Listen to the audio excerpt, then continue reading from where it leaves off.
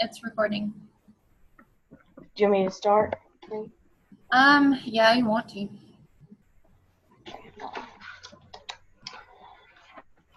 Okay, so throughout the book, there are several moments where I thought Susie had characteristics of someone she was on the spectrum. And one of the earlier ones that I noticed was like the part where she counts the stings a lot. Mm-hmm. And she counts it throughout like 5 pages or 3. Yeah.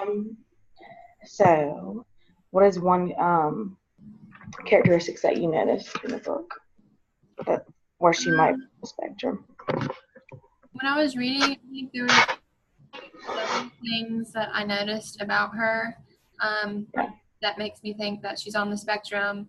One would be her mom says like she always like does this constant talking and she doesn't know like when somebody else needs to talk like in a conversation. So Yeah, it's a lot of social stuff. yeah, that adds Like, to that social aspect where people with autism tend to lack. There's other things too. I'm trying to think. yeah, and just the fact that she really only had one friend, and she kind of was. I feel like that was Yeah. something throughout the book too, because it seems Um, hard for her to socially I think talk to. one of my questions kind of goes along with that. So on page 53, where it says, or it's talking about Susie seems to be like so confident that her and her, friend Franny didn't need any other friends, and like she's in first grade, and at this point, Oh yeah, um, I feel like she's so like she doesn't want any other friends than Franny, and I like up to this point in the book, I like that she has Franny, and as like a teacher perspective, would you want to take them apart? Like when they're going in the second grade, her teacher had mentioned. Wait, you broke up. You like that what? Okay, can you hear me now?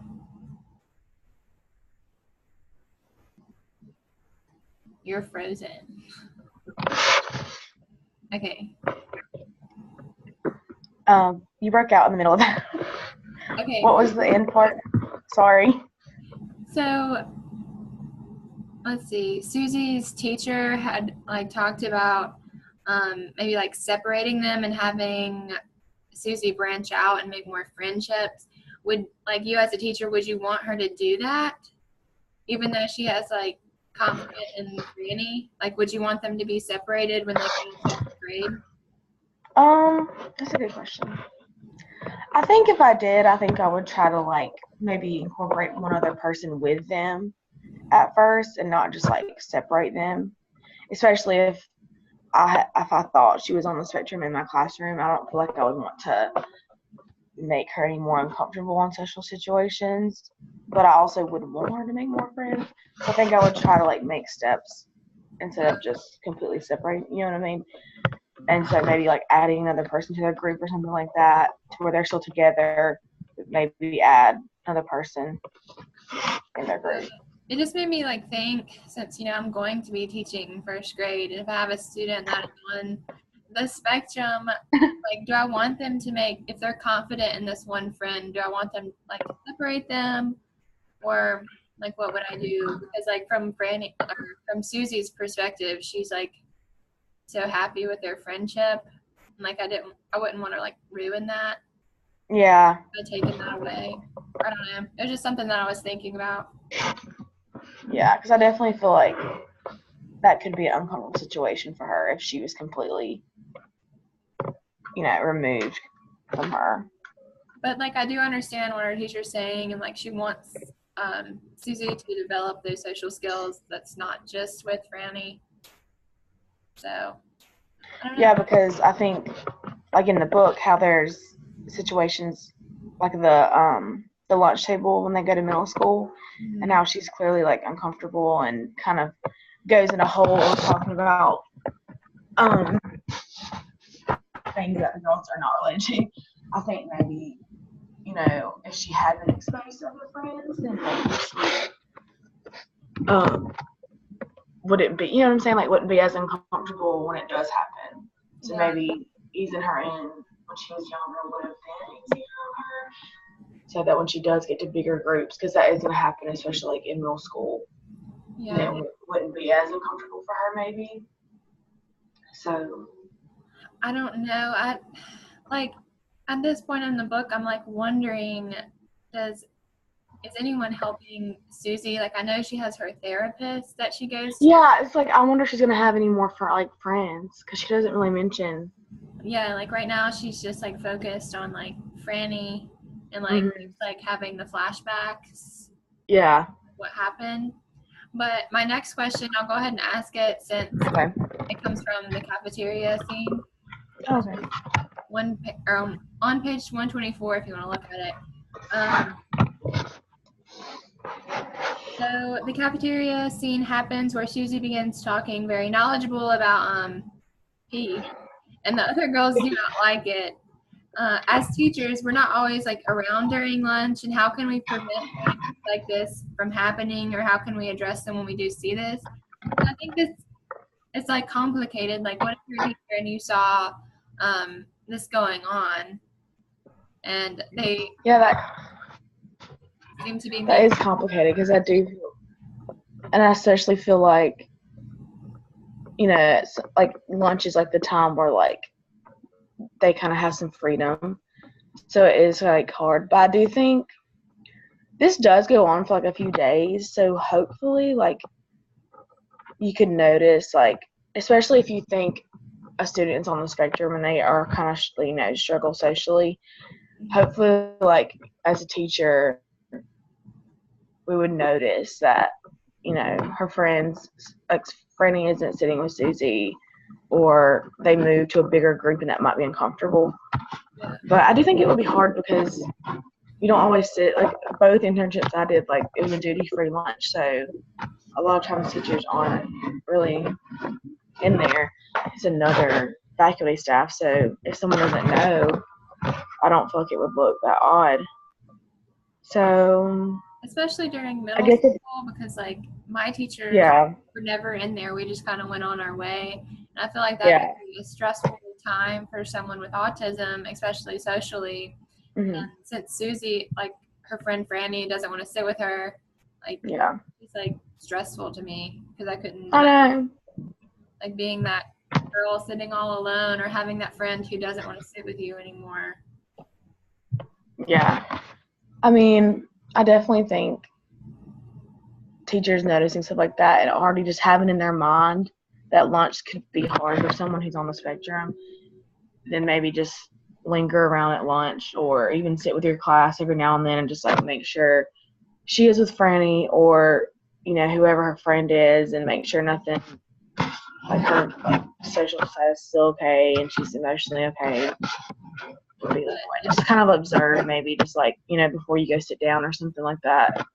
So if you did, like, if you were her teacher, or her science teacher, and you were in there and you saw this happening, like, would you intervene? Would you like go sit with them, or like would you like talk with these girls? Like, how would you? I think I would talk to to Susie first. I think I would sit down, especially since she was left alone. I think I would, if I noticed it in that moment, I think I would sit down with her and just be like, feeling okay? Hopefully she would talk to me. If not, I think the second person I would go to is Franny, just because that's her number one friend. And I would ask what happened with that, and just kind of maybe explain to her, it's not okay to just do that and leave someone alone. And then I'll talk to the other girls. Like, I think I would do it in a specific order, and like make sure that first of all Susie's okay, and then talk to them, just be like, and explain maybe. I don't know if I would want to tell them that I think she's on the spectrum, especially if like, because it doesn't seem like her family has said anything like she is, so I wouldn't tell a child that. But I would just say, some people have a harder time making friends and stuff like that, and it's okay if we all need to kind of try to get along, and especially if we can't get along, you can't just leave the lunch table, you know what I mean? If you don't want to sit with her, then that's okay, but try not to like hurt someone's feelings if you don't want to be a part, you know what I mean? Yeah. Another thing I was thinking about too, like, I understand, kind of not wanting to tell like them about autism, but also they are in middle school and like they do know Yeah. what's going on and they can kind of see that Susie is different from them. So like I wonder if Yeah. somehow you could incorporate like what autism is like in the classroom. Like would that be even an option to consider? Or Yeah, I guess I'm just stuck in like elementary mind, but yeah, I guess you're right. Like if they are in middle school, then maybe you could just, because I mean that clip we watched was literally Sesame Street explaining it. So I guess you could explain, just like on their level. yeah, Maybe that would actually help because then they would understand maybe why she's a little different and stuff like that. yeah, I think that could be something. I wish our other group members were here so like we could get their opinions too, like Yeah. on, should we do this, like tell our students like about autism and like autism awareness or not. I mean, I guess you would have to ask the parents to. Yeah, that's what I was thinking because I feel like, especially like in this scenario, like it doesn't seem like they say anything specifically about that. So I wouldn't want like to tell everyone, oh, she has autism, and then the parents be like, what? So I definitely like I would talk to the parents, but probably at this point, like in the year, I feel like just even in parent teacher conferences, like they would know or hopefully have talked about it before. I feel like if they had talked about it, then it would definitely be okay to kind of explain in a childlike way to their peers.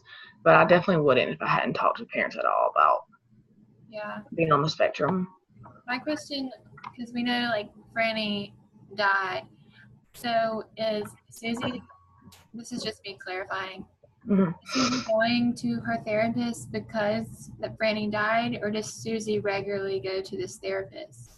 I think I think her parents made her start going because she started like not talking much and acting strange, and they probably already knew that that was her only friend.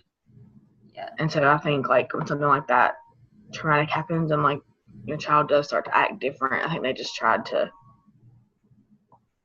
let her talk and Yeah. see if that helps. Do you think she's going to make a breakthrough with that? I hope so, but then again, like I'm not sure because like when her therapist thought they were making a breakthrough, Susie was like, Yeah, that's a, "It's a breakthrough, but it's really not." Like, yeah, like how like it's in italic, like kind of what she's thinking. I do think she wanted to talk though, like the last meeting, because yeah, she was like, it was something about Amy. wanting to be understood. Like the therapist was talking about oral language. She thinks it's because you just want to be understood, and like she like thought like in her thoughts or whatever, she was thinking about it a lot. So I think she wants to talk, but I didn't feel like that until the last meeting. I feel like I kind of thought maybe she would talk, but she didn't. So hopefully later on in the book she will. Yeah, even if it's not like what her therapist thinks she's going to talk about, like Yeah, talk about something. yeah. Because no one knows about her jellyfish theory. So maybe talking to her would help. I But think I'm not. so interesting. It reminds me because like the jellyfish theory, like she's so like set on the jellyfish. Yeah. That's the reason why.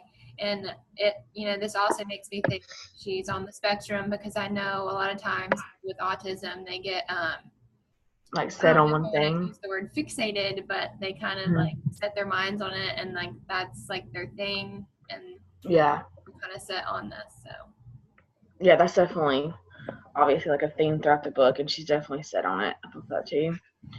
One of the articles, this is my second question, but one of the articles we read like for this week, it just talked about how there's a lack of authentic autistic voices in books. So do you think as a teacher that you would want to incorporate this book in your classroom, as a way to expose children to possibly a character that's on the spectrum? Do you think it's authentic enough?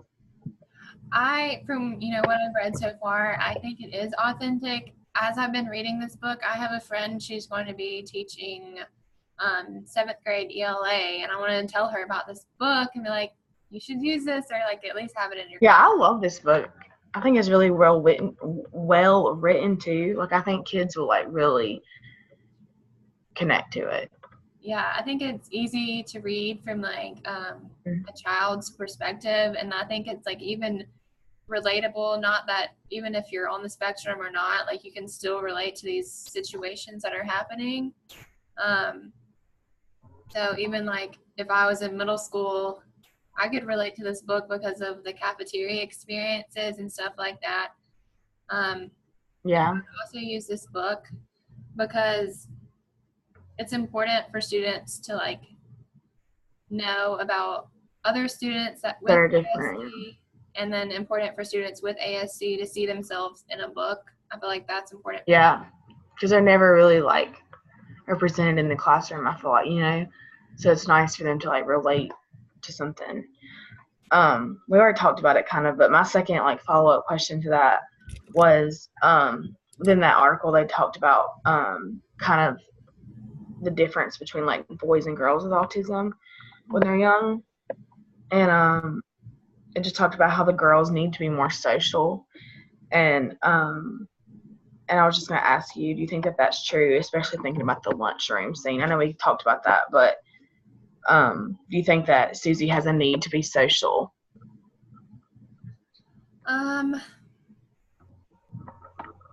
This one, I think she does, like, clearly she wants friendship, but she's lacking that social aspect.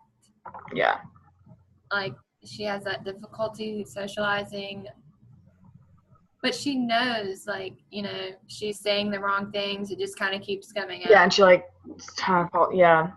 I think, like, when I read it, I definitely think in that moment she was doing it just for Franny. I don't think she necessarily, she even said it, I think, like, she didn't really want to talk to those girls, but because Franny liked them and she wanted to. But so something I wonder, like, going on with the book, I wonder, since there's really no other character mentioned so far, besides, like, flashbacks, I wonder if she will still have a need for, like, find a new friend. Like, will she still have a social need because her friend's gone? So I wonder if that's going to continue, because she definitely seemed like she needs Franny throughout the book, and now that she's gone, I wonder, hopefully after that fixation's gone of what happened and how, and the jellyfish are tied into it, I wonder if she's going to want more social interaction. Yeah, I think that's a very interesting question, because like right now I feel like she needs that, and she does want it from Franny, or because she's already had that built up friendship with Franny. I don't know, that's an interesting question. Yeah. I was also going to ask, this isn't one of my questions, but I was going to ask you, what do you think about the brother being gay? And do you think that would, like, affect your classroom at all? I actually like that they've included that in, like, such a subtle way. Me too. Like, I even had to go back and be like, wait, did that say, like, he? Because, sometimes people have, like, boy-girl names. And I was like, oh, like, it was very subtle. I feel like I liked it a lot. Yeah, I think that's, like, a great thing to include, especially since it's so subtle. Like, it's normal, which it is. Yeah, it's just like, right. Yeah, it should be, right. Yeah, more of that should be included in our literature and stuff we include in our classroom, personally. Yeah, because we were talking about students on the spectrum to be represented. I think, every student should be represented, and maybe someone in the classroom is gay, or their sibling is, and maybe just, that subtle thing just makes them feel, more included. Like someone reading the book could like have that situation or something like that in their family. Yeah. So it makes it feel like, okay, I'm not the only person out there. Right. So it becomes good. Yeah. Another thing I was thinking of that makes me think that Susie has ASD is because she's so literal. Like, says like everything that just comes to her mind. Like, I remember when her mom like was crying, she was like, it was hideous. I was like, she didn't mean it like in a mean way, but she was being truthful like that. Yeah. Because it wasn't pretty to her eyes to see that. Yeah. And it's always like facts, like at the lunchroom, like she's talking about pee, like it's just like it's always like, and like throughout the book, she always like names these like weird facts, and I feel like that's something to think about. Yeah, she just has all this knowledge. I think that's so great and like a great characteristic. And To show, yeah. I do think it's good that like it doesn't, because I wrote like last week when we were talking about in movies and stuff. I wrote about how a lot of the characters seem to have almost like a superpower, just because like they like how like the good doctor, he's a doctor and like he knows a lot about that, like the medical field and stuff. I write about a lot of people on the spectrum, don't have that quality. yeah. So I think this book does a good job of like, she doesn't have something that's like out of the ordinary. Like she can be relatable to like a lot. I feel like a lot of people who are on the spectrum. It's not as much like glamour to her condition. You know what I'm saying? Yeah. Stuff like that's like relatable to people on the spectrum too. She doesn't seem to have anything that's way like she knows one thing.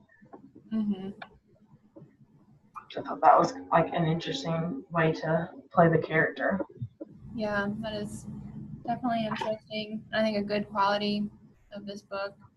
Yeah, I would love to do this as a read aloud because I feel like even 4th and 5th grade could definitely like a read aloud would be great with this.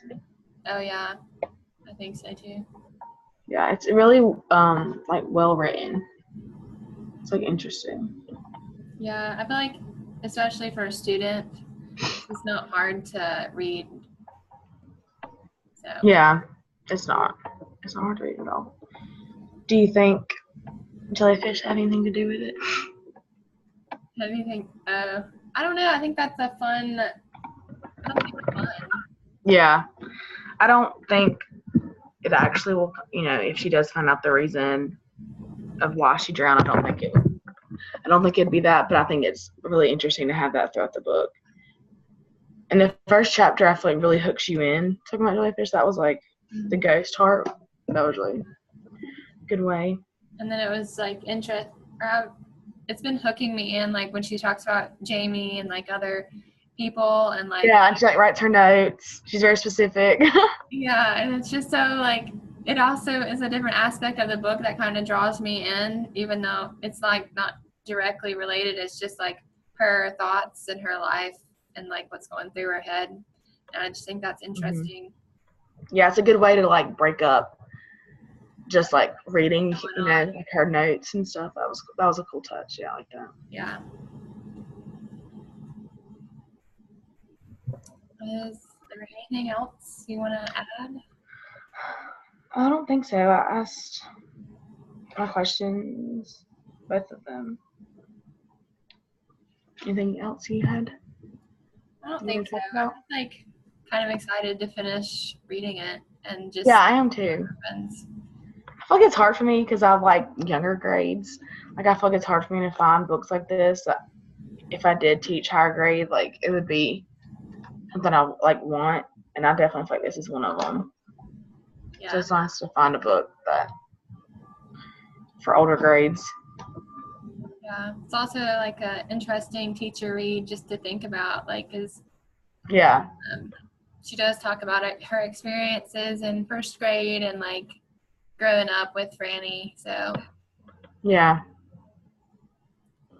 definitely. Well, I think we're good. I think that's it. Hopefully this has recorded and I can save it. I've never used Zoom before, so. And you send it to me and I'll turn it in on my ASU too, right? I think so. Okay. I'll try. Okay. I'm sure it'll be fine. All right. Well, I will talk to you later. Bye. Bye. So press leave meeting. Yeah, I'm gonna end it. Okay.